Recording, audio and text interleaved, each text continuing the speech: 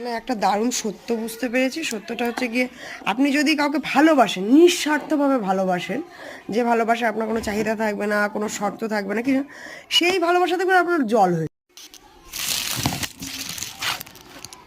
তো এখন আমি একটু চা বানাবো।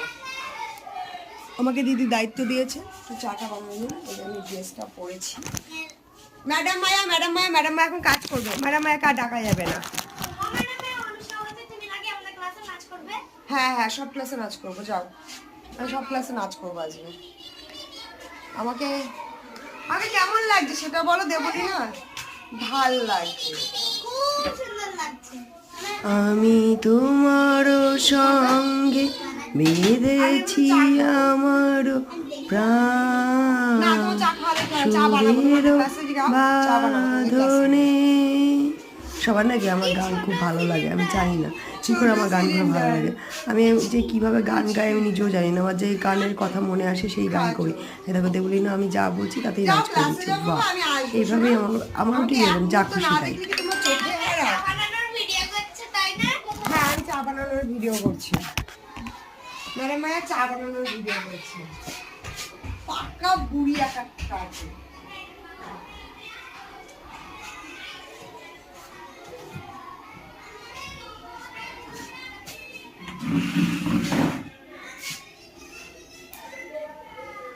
স্যার ছিল ক্লাস,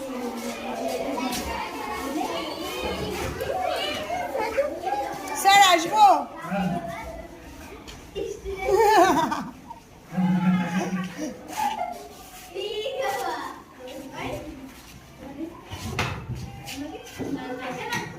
কি লাগছে?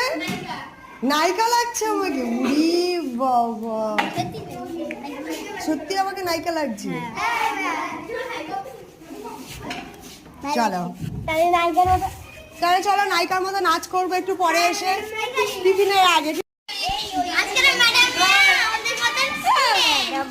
আমাকে বলো শোন, আমার হাত ধরে চুপ ক্লাসে ক্লাসে। ও ম্যাডাম হ্যাঁ যাবো চুপ ক্লাসে যাও ক্লাসে। আমি হচ্ছি আজকে, হ্যাঁ এটা বিফর বুঝতে পাঠিয়ে দেবে? হ্যাঁ দেবো, কেন দেবো না, আমি চলে যাচ্ছি। যা বাড়ি। হ্যাঁ কেন? আজকে বড় পুজো হবে না? হ্যাঁ রান্না হচ্ছে তো। এক মিনিট আমি স্যারের রিয়াকশনটা তুলবো।